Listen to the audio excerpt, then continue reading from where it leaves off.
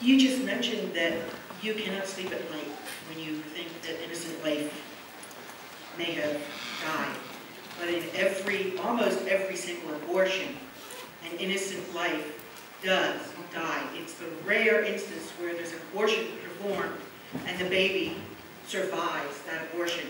You also made the comment about you want abortion to be safe and legal, because if there's not legal abortion, then it will become illegal, and the mother possibly could die in that.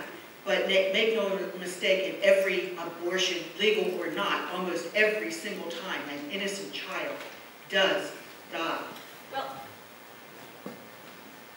so that issue comes down to when life begins, and people have different opinions on that. Roe v. Wade established a 3-tier trimester system, right? We all know, we're all familiar with Roe v. Wade.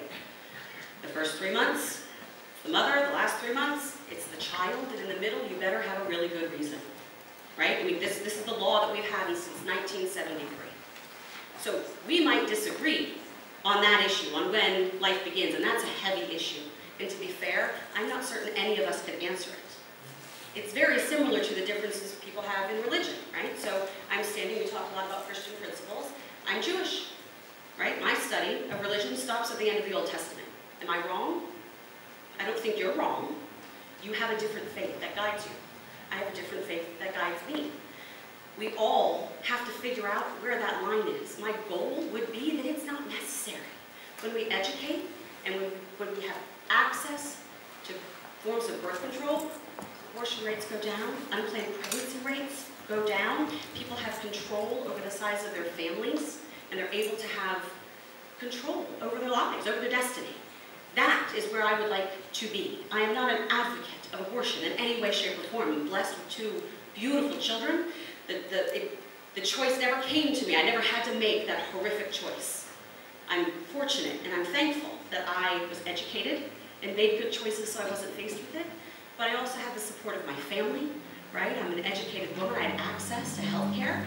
I'm in a very different spot than a lot of the women that find themselves in that position, because we have to know more than 30% of the women who seek abortions live below the poverty line. It's about poverty. We have to fix it. We have to figure out how we fix it, because that's not the only problem that comes from poverty. We need to find a way to bring these folks out. The minimum wage we talked about would bring 1 million people out of poverty. There's solutions here that we both can walk in. It's a matter of having the conversation and figuring it out. So thank you for your question. I appreciate it.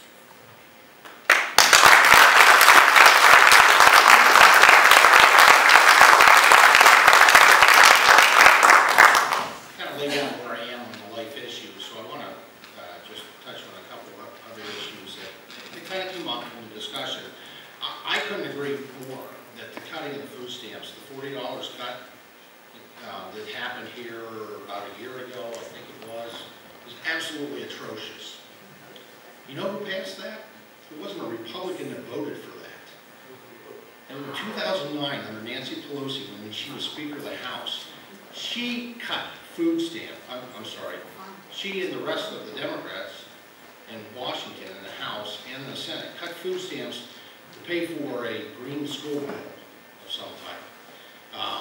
They cut it. It wasn't the Republicans. And so I agree. That was atrocious and should not have happened. Absolutely should not have happened. I agree in science. I think science and technology is important. I am all in favor of judicial reform. We are blessed at a time where we have such great science and technology, and we should be using DNA evidence. I mean, that should be fully integrated into our judicial system, because we really ought to be beyond a reasonable doubt if somebody is accused of any crime, especially a capital crime. No doubt about it. That is something I fully support. In terms of educational funding, let me tell you about a couple of bills I put forward. One is a flexible funding bill that allows our school districts to determine what their priorities are. And they can take the federal dollars with the set aside for Title I, which is offset poverty, but the rest, they would have the ability to determine the flexibility where they invest, because it's the school districts that know the needs of their kids. Right now we give school districts these silos of money, and they all spend all of it, and never seen anybody give one back, even though they might not have the need. This flexible funding bill, which I'm proud to support, and passed out of the House, is a good bill. The ACE Act, All Children Are Equal. I'm the author of that. That makes sure that when we distribute Title I funds to offset the impact of poverty, we do it fairly among all children. Today we don't do that. You may get more money because of your zip code where you live in, and that's just not right. And it's quite a discrepancy. Large suburban schools that have very low incidence of poverty get the most money per child. And that's the All Children Are Equal Act. So thank you very much.